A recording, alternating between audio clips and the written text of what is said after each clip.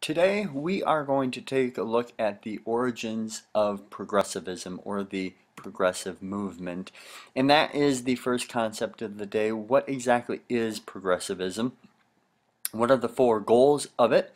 Who are some of the key contributors to the movement, and in what way did children have a role in progressivism? And that's really where we're going to start, is what is progressivism? So far what we should have seen in this unit, or understand in this unit, number one, is industrialization is not just this movement of goods being produced by hands to goods being produced by machinery and in factories, but that movement, that transition, has had a very large impact on society as a whole. And that is what the progressive movement is going to address, is the problems that industrialization has created on society. Okay?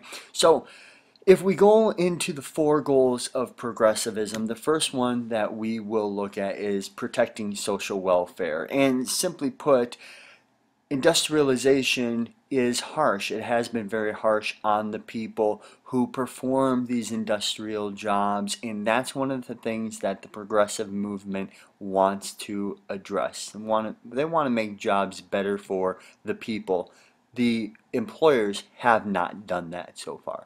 Secondly, they have noticed problems being created in society, and one of them that they want to address is alcohol and its effect on either children, families, wives.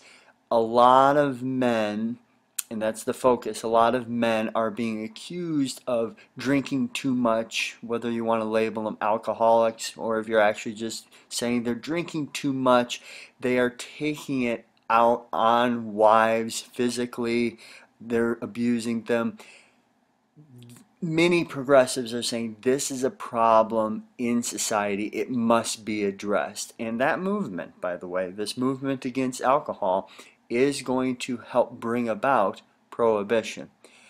Third, economic reform. Up until now in the United States, capitalism has been seen in a relatively good light.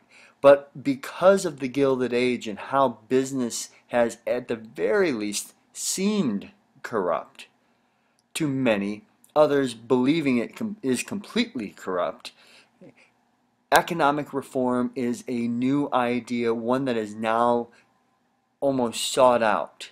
Yet, is capitalism good for the United States? Should things change? And that is the third goal of progressivism.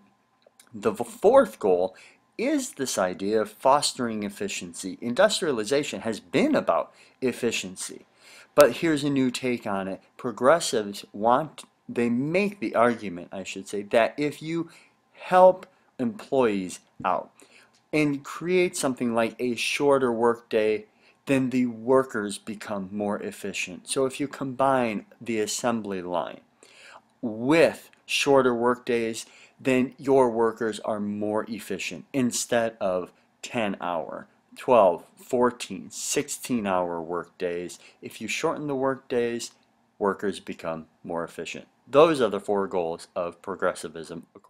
So now you know the goals of progressivism, but who is trying to accomplish these goals?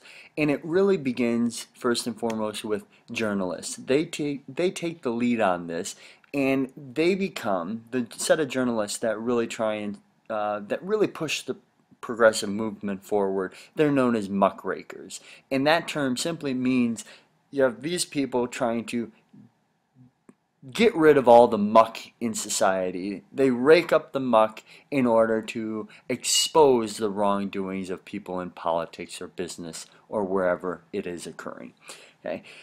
And one of the most well-known muckrakers is Upton Sinclair. If you take a look at the picture on your right, that is a picture of the book called The Jungle.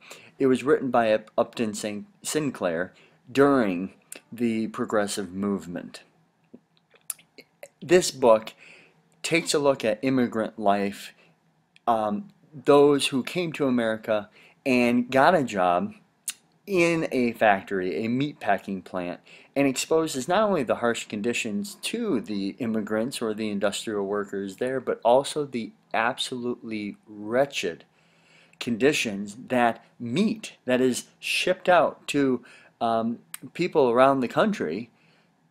It exposes the awful conditions and the terrible processes that the meat goes through. And just to give you a quick insight to that, um, there, the findings include rats that not only walk on meat, and then that meat is sent out, but also a lot of rat feces and things of that nature that goes into the meat as well, and of course shipped out to people around the country like you and me if we were around during that time. Okay, that's what Upton Sinclair does with the jungle.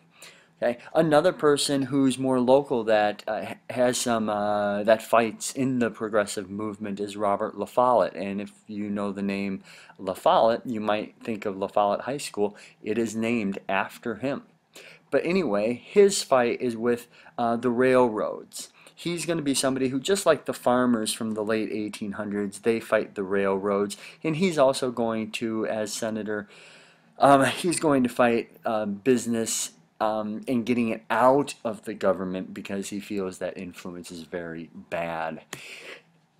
One other thing that we can pay attention to, and you're going to see more on this shortly, that is child labor in industrialization. It's been there for a while, and when everything is said and done, children are exposed to the same terrible conditions that men who work industrial jobs work in. Except children and women during this time, if they take industrial jobs, you pay them less. There is no equal pay, there are no child labor laws, and one of the people that sets out to expose the children, the harsh conditions that children face, is Lewis Hine, and he does this with his camera, taking pictures and then making people aware of what is happening.